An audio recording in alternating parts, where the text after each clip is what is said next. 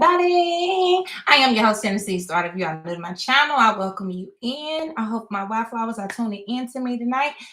Look, happy Halloween to those of you that celebrate out loud and in secret. Okay, look, today we're going over masking a mask. And if you're new to the channel, I do type up a curriculum, and I do encourage you guys to inspire each other in the chat. That is what it's for. So I'll check the chat at the end of my lesson. So without any delay, let's get to it. So masking a mask, conflict avoidance, time management, procrastination. So the cover up, leaving things unaddressed or unattended doesn't eliminate the issue.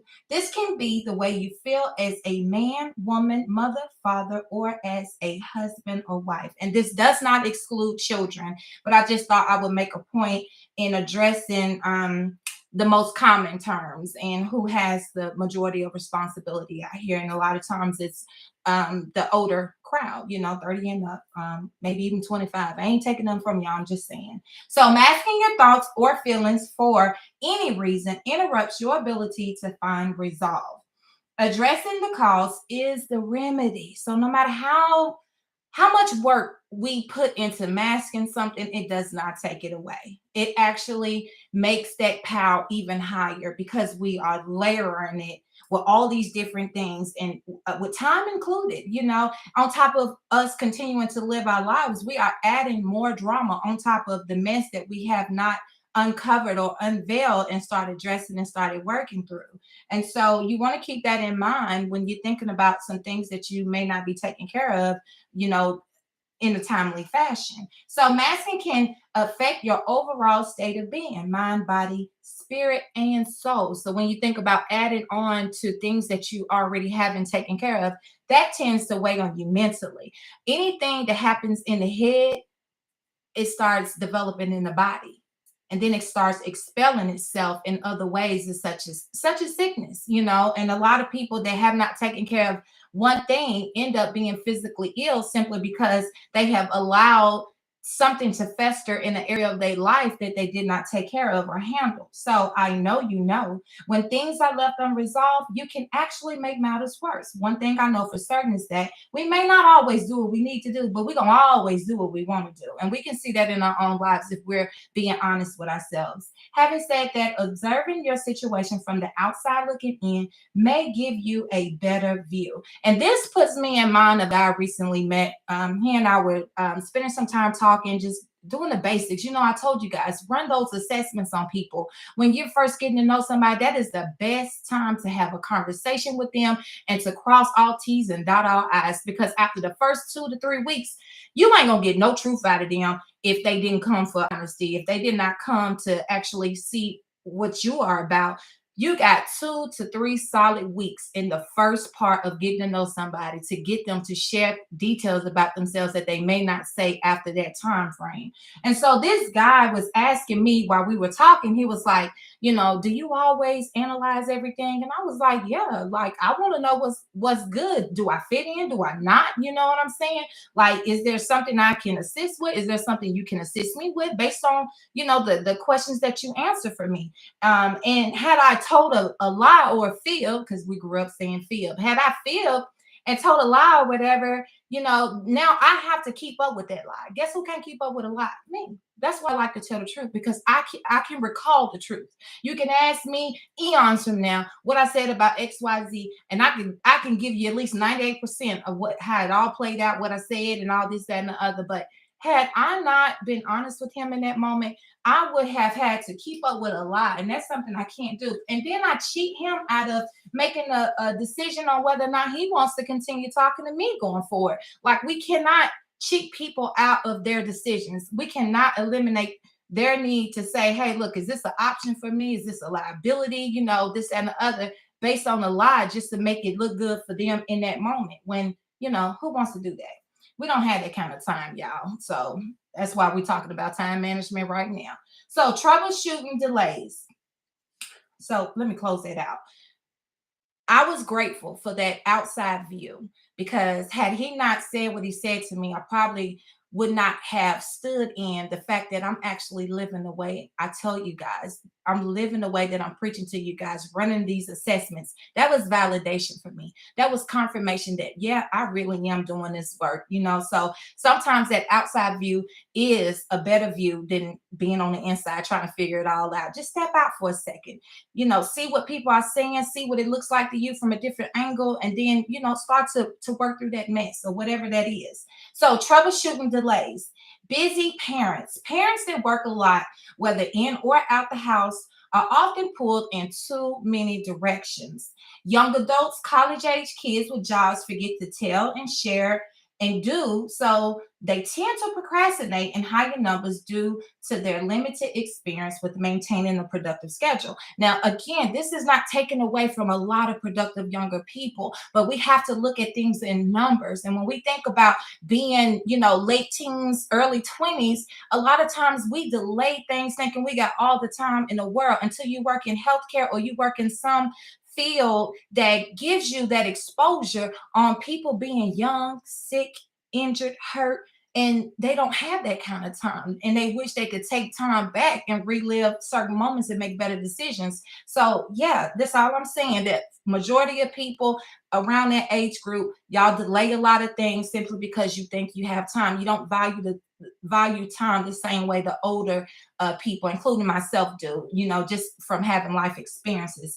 And when we think about older people by study, we slow down with age, and not every older person has grown comfortable with asking for assistance. A lot of the things they need done depends on the availability of others. And so when we think about time management for older people and why they may be procrastinating or having done certain things, maybe it's because their help is limited. There's an older person in my family. I won't go too far into details about it, but you know, there's several of us family members that look out for this person, you know, just to try and divide and break up and be available for. And this person also struggles with needing or wanting assistance from other people, you know, and that kind of comes with getting older. You don't want to feel like a burden. And so be gracious with our older people out here in the world, whether we're related to them or, you know them by way of being a neighbor, whatever that is. So procrastinating extends the length of time it'll take for you to experience something better.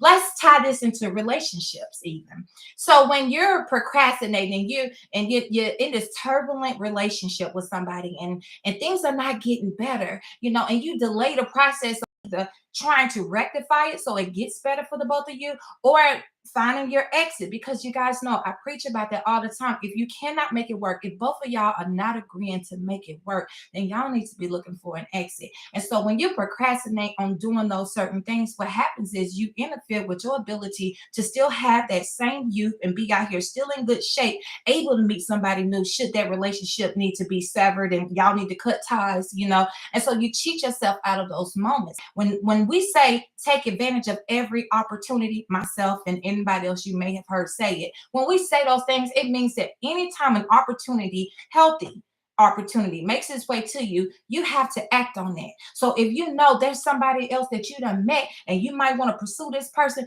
you need to first find out whether or not this is going to work for y'all. Because I'm going to tell you, if you don't close that out before you get with something new, whatever you got happening here is going to go over there. Just understand that. And I'm telling you facts. Ask anybody that have been through that. A lot of men and women can tell you they messed up because they did not act soon enough when it came to a relationship that had ended long before they tried to check out of it. So, time management. This comes at the expense of others having to wait.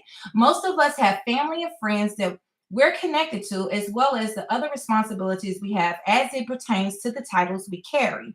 And with each title comes a function of some sort that requires us to perform in that capacity. The best way to manage any of those titles is to prioritize according to what is important to you. So you got to understand that when we're out here making decisions based on what is of importance to us, this has nothing to do with nobody else. And when I say other people have to wait, that means that whatever time y'all spend together, that has to go on the back burner so that you can get moving and do progressive things in your own life while we're here. Remember, man, we all on borrowed time, man. And sometimes you have to prioritize and list the things that are of importance so that you can complete it and get it all done. Okay. And it's not to say that you can't get back to being social, but in this moment, you got to take care of what you got to take care of first. Okay. So that you can be social and actually be present while you're being social. You know what I mean? People go out and hang out at the club and their body might be in the club, or even if they cheat on their spouse, it might be over there, but they mind at the house, or they mind on their problems, or they mind is on the lack of money they don't have, because they got that on their mind. They got here spending money the whole time. They need to be finding a way to make money, but they ain't prioritized. So while you out here spending money instead of making money or saving the money that you got until you can make the money, you out here dropping a ball. So that's why it's good to prioritize and do things that are of importance. And sometimes being social just ain't it. So as you work your list, check off each completed task until you reach that particular end. The feeling you get when you've accomplished something is the motivation you'll need to get it all done.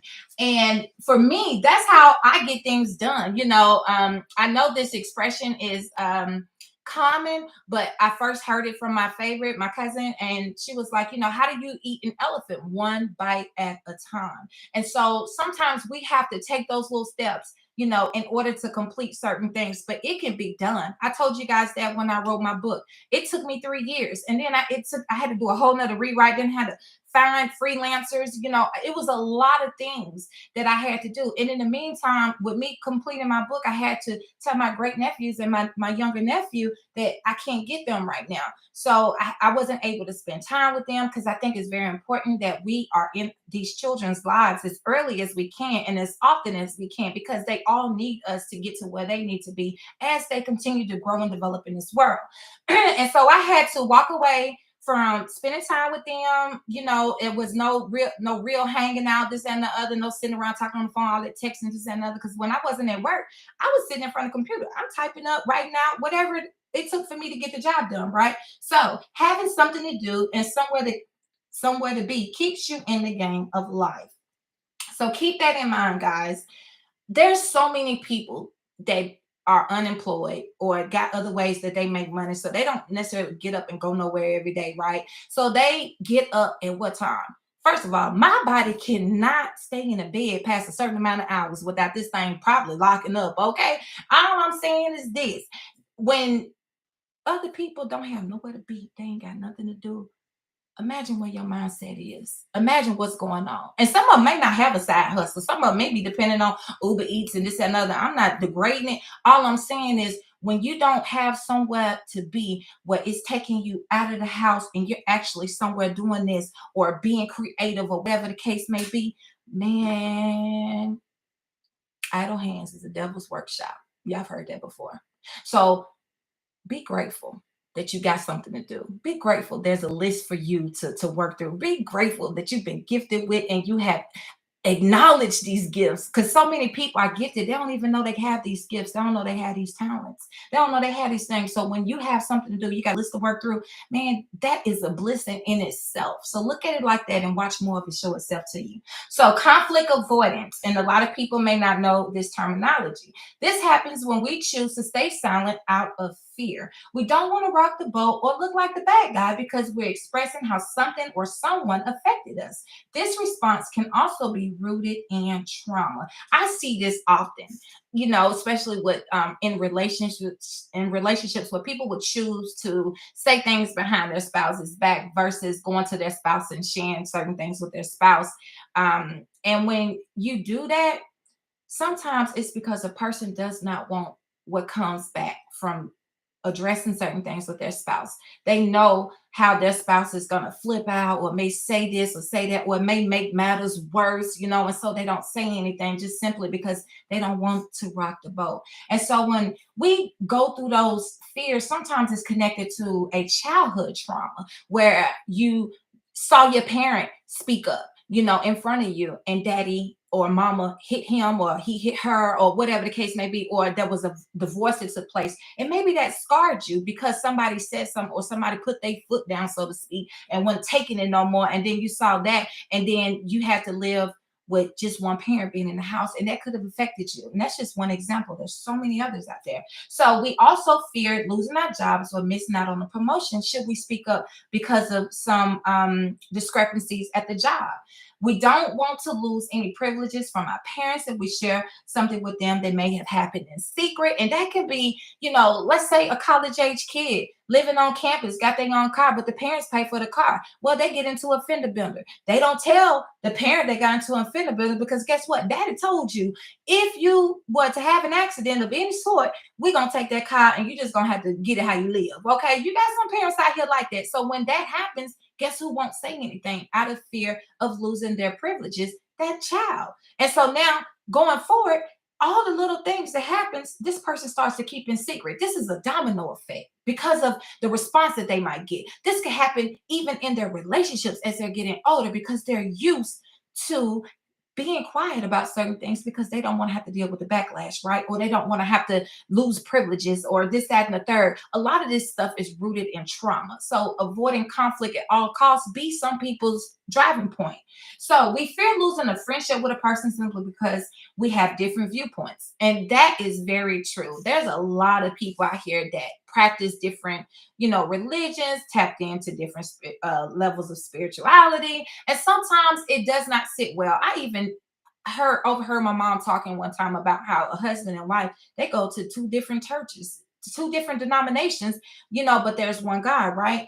And I don't know how that all works, but sometimes it don't work out for one person because it interferes with whatever their practices are. And so some people won't even speak up out of fear of losing friendship simply because they don't necessarily agree with everything that they believe in, and it may sound very juvenile to a lot of people, but that is the truth. You wouldn't believe how many people hold things in, keep things to themselves out of fear of looking crazy, sounding crazy, looking stupid, feeling stupid, or somebody simply not wanting to continue a connection with them just because they disagree. It's okay to agree to disagree. We have to be comfortable in knowing that we are not the same. And that's what should inspire us to communicate with each other because we're so different. We can learn from each other. It's not a bad thing. I don't want nobody just like me. Okay. Even if I was out here dating, I don't want nobody just like me, acting like me, talking like me, this and the other. We doing the same things because how is it that we share enlightenment amongst each other if we are just the same?